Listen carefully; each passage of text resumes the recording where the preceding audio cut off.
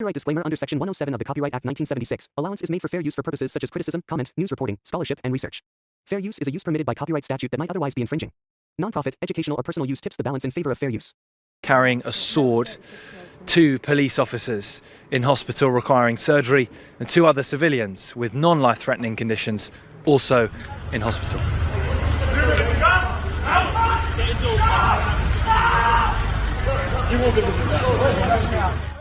The 36-year-old man arrested at the scene is currently in hospital, having suffered injuries when his van collided with a building. He has been arrested on suspicion of murder. At this time, given his injuries, we have been unable to interview him. We know there is speculation about his background, including police contact with him. And despite urgent and extensive checks today, we have found no trace of a prior incident involving him so far, but we will of course continue to make those inquiries.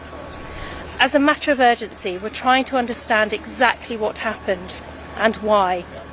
This was and is a fast-moving and complex incident and investigation, and it will take us some time to establish the facts. This will be our priority in the coming days. With the suspect in custody, we are satisfied there is no threat to the wider community. But this is an incident which has clearly shocked everyone. And over the coming days, you will see a significant police presence in this area. Our whole community will be devastated by the heartbreaking news that a 14-year-old boy was killed in the horrific sword attack in Hainault this morning that saw 4 others injured, including 2 Metropolitan Police officers. I can't imagine what that poor boy's family are going through, and they have my deepest heartfelt condolences. And I know the thoughts and prayers not just of this community, but our whole country. My prayers are also with the other victims of this horrific attack. It is the stuff of nightmares.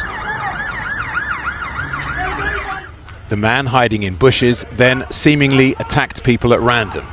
The boy dead, 4 more injured, before he was tasered by police. 2 of those hurt officers. Witnesses described seeing the man crash his van through a front garden before going on the rampage. Who, why, and how could this have happened? He had a sword in his hand and he stepped on the resident's foot, the neighbour's foot, to stop her from moving. And she noticed the sword behind his back, and then she managed to get off of his footing and she moved away, and then she saw his earphones in about 10 metres away from the door. She screamed to warn him that the man has a sword, and he, as he's turned round, he's waved the sword, and it's struck him in the side of the head. The families, this community, want answers. The 36-year-old man arrested at the scene is currently in hospital, having suffered injuries when his van collided with a building.